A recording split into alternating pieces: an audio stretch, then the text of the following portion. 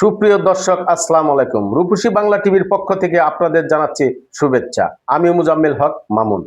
টাঙ্গাইলের দেলদুয়ার উপজেলার মাদারখোল গ্রামের গোরস্থানের রাস্তা নিয়ে এলাকাবাসী জনগণের মাঝে চাঞ্চল্যকর সৃষ্টি হচ্ছে।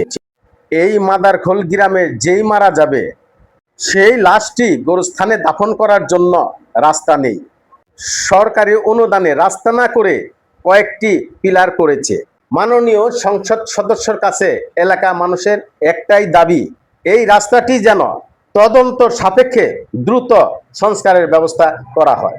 চলুন ভিডিওর মাধ্যমে এই রাস্তাটির প্রতিবেদন আপনাদের মাঝে তুলে ধরছি। আমাদের সমস্যা হলো মাদারকোলে একমাত্র একটি গুরুস্থান, যেখানে 5 থেকে 6 হাজার জনগোষ্ঠীর বসবাস। এই গুরুস্থানটি হয়েছে প্রায় 30 থেকে 35 বছর আগে, কিন্তু এখনো এই গুরুস্থানে যাওয়ার মতো কোনো রাস্তা হয়নি। বিভিন্ন সরকার বিভিন্ন সময় আসছে, বিভিন্ন সময় বিভিন্ন বরাদ্দ দিছে, সে বরাদ্দ আলোকে যথাযথভাবে কোনো কাজ হয়নি। ছোটোখাটো যে বরাদ্দ দিচ্ছে সে বরাদ্দ অপ্রতুল, যা দিয়ে রাস্তা করার মতো কোনো সুযোগ ছিল না। আর যাও ছোটোখাটো বরাদ্দ আসছে, সেগুলোর যথাযথ ব্যবহার আমরা পাই নাই। আমাদের গ্রামবাসীর পক্ষ থেকে আমরা চাই যে আমরা লাশ নিয়ে যেন গুরুস্থানের সঠিক রাস্তা দিয়ে যেন যাইতে পারি। আপনার নাম? নোমান মিয়া। বাড়ি কোথায়? বাড়ি মাদারখোল। মাদারখোল দেলদুয়ার উপজেলা। দেলদুয়ার আচ্ছা, কি আপনাদের যে এই রাস্তার এই যে আপনারা ব্রিজ হইছে, রাস্তা নাই, এই যে একটা স্লোগান আপনাদের এলাকাতে এসে শুনতে পারলাম আমরা, হ্যাঁ, কি সমস্যা, কি ভোগান্তি? সমস্যার মধ্যে কোনো কাজ কেউ করে না। হ্যাঁ, এই অবস্থা, আমরা চলাফেরা পারি না, আমরা এই নিজের বিপদ আছি। আমাদের এই রাস্তার বিশেষ প্রয়োজন। আমাদের মাদারখোল 1300 ভোটার, 1300 লোকে ভোট দেয়। এই 1300 লোকের যাতায়াত এই একই রাস্তা। এই রাস্তায় বারবার কাজ আছে, কিন্তু ওই কাজ সঠিকভাবে হয় না। এমপি সাহেবের সাথে আমার একটা অনুরোধ, এই কাজটা জানি ভালোভাবে হয়, আমরা জানি এই কাজ ভালোভাবে করতে পারি, আর এই কাজটা যাতে অতি তাড়াতাড়ি হয়, এই অনুরোধ আমার। বিএনপির নেতারা আছে, তারা জানো কোনো কাজ পেলে ভালোভাবে করে, সুষ্ঠুভাবে করে, এই রাস্তার কাজে জানি সুন্দর টাকাগুলো ব্যয় করে, এই অনুরোধ আমি আমাদের এমপির কাছে আমি অনুরোধ করি। গোরস্থানের রাস্তার নিকে আমরা সব করতেছি, আপনার যেটুকু আছে আমগো রাস্তা লাস্ট টাইমে আমরা আসুম, কোনো প্রকল্প কোনো রাস্তা নাই, আমাকে চকের মধ্যে আসতে হবে। এই রাস্তার তো সংস্কার করার উদ্যোগ নিয়েছে, সংস্থা করার উদ্যোগ নিয়েছে, উদ্যোগ ওই 2 বছর ধরে একইভাবে চলছে। কিছু কিছু কাজ করে, এখন তো ফের আবার পিআই সাহেব কাজ নিজে করবো, সেইটা করে নিয়ে বাবলু চৌধুরীর যে কাজ। বাবলু চৌধুরী কে? বিএনপির হইলো সদস্য সচিব যুব দলের, মানে সেই নিজে দর্শন করে কাজ করতেছে, অর্ধেক করে অর্ধেক বাকি থাকে। উদ্দেশ্য হলো আমাদের মাদারখোল গ্রামের সমস্ত গ্রামবাসী মিলে আমাদের একটা গুরুস্থান। তো এই গুরুস্থানে বিশেষ করে আমাদের যাতায়াতের জন্য খুব ভয়াবহ অবস্থা।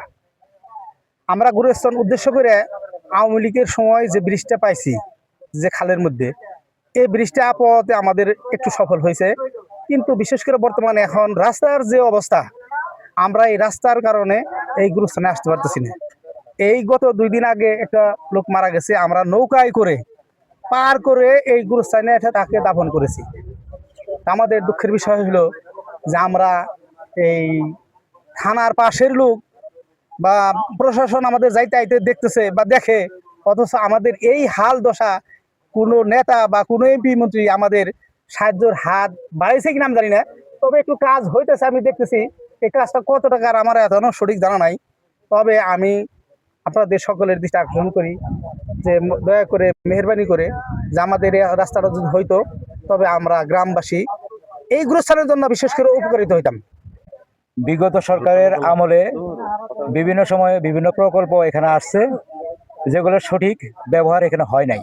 এই গুরুস্থানটা আমাদের উপজেলা নির্বাহী অফিসারের যে দপ্তর, এখান থেকে 200 মিটারের মধ্যে তার দপ্তরটা অবস্থিত, প্রশাসনের দোরগোড়ায়, এবং ওনার উপজেলা নির্বাহী অফিসারের বাসাটাও এখান থেকে 150 মিটার দূরে।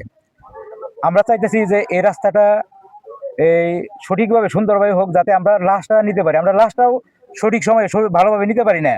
বর্ষার মাঝে আমাদের কোমর বাড়ি পানি ভেঙে তারপরে গোরস্থানে লাশ নিতে হয়, কিংবা নৌকায় করে। আর যখন পানি থাকে না, তখনও আমরা এই রাস্তাতে লাশ আনতে পারি না। কি জন্য? রাস্তা ভাঙ্গা, বিভিন্ন জায়গায় ডেবে গেছে, এই হলো অবস্থা। কবরস্থানের রাস্তাটি খারাপ,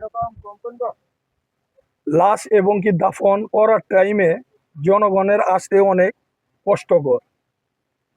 আমি দেলদুয়ার উপজেলা বিএনপির নেতৃবৃন্দুর সঙ্গে কথা বলে টাঙ্গাইল ৬ দেলদুয়ার নাগরপুরের গণমানুষের নেতা জনাব রবিউল আওয়াল লাবলু ভাইয়ের দৃষ্টি আকর্ষণ করব এবং কি এই রাস্তাকে দ্রুত সমাধান করার জন্য চেষ্টা করব ইনশাল্লাহ। আচ্ছা, এই রাস্তাটি যে কাজ শুরু হয়েছিল তো, তাই না? এই কার মাধ্যমে শুরু হয়েছে এতটুকু রাস্তা? আমি পরস্পর শুনতে পাইলাম যে যুবদলের সদস্য সচিব উনি নাকি এই রাস্তাটা করতেছেন। কারণ কতটুকু কেমনে কি অনুদান আসছে এটা আমি সঠিকভাবে জানি না। এটা পিও অফিস থেকে তো অনুদান আসছে, তাই না? PI office. এখন ওনাকে যে কিভাবে দিল, কি আপনার সহিভাবে কোনো কাগজপত্রের না, শিডিউলের এটার অনুযায়ী? তথ্য আমি জানি না, জানি না। এটার তথ্য আমি জানি না, তবে আমি এখন জানার চেষ্টা করবো ইনশাল্লাহ। এলাকার মানুষের মুখ থেকে জানা যায় যে এই রাস্তাটি 1 থেকে 1.5 লক্ষ টাকা কয়েকটি পিলারের কাজ করেছে, কিন্তু দেলদুয়ার উপজেলা প্রকল্প বাস্তবায়ন কর্মকর্তা বলেন সরকারি কোনো কাজই দুর্নীতি করার সুযোগ নেই। কিন্তু এই কাজটি বর্ষার মৌসুমে বন্ধ রাখার কারণে এলাকার জনগণ ভেবেছেন যে দুর্নীতি হয়েছে। পানি শুকিয়ে গেলে আমরা যথাযথ সময় এই রাস্তাটি সম্পূর্ণ কাজ করব। এই এলাকার জনগণের দাবি এই রাস্তাটি দ্রুত সংস্কার করার। আপনার এলাকায় অন্যায় অত্যাচার ঘটে যাওয়া ঘটনা আমাদেরকে জানান, আমি দেশ ও জাতির কাছে তুলে ধরবো। আমি মুজাম্মেল হক মামুন, রূপসী বাংলা টিভি, টাঙ্গাইল।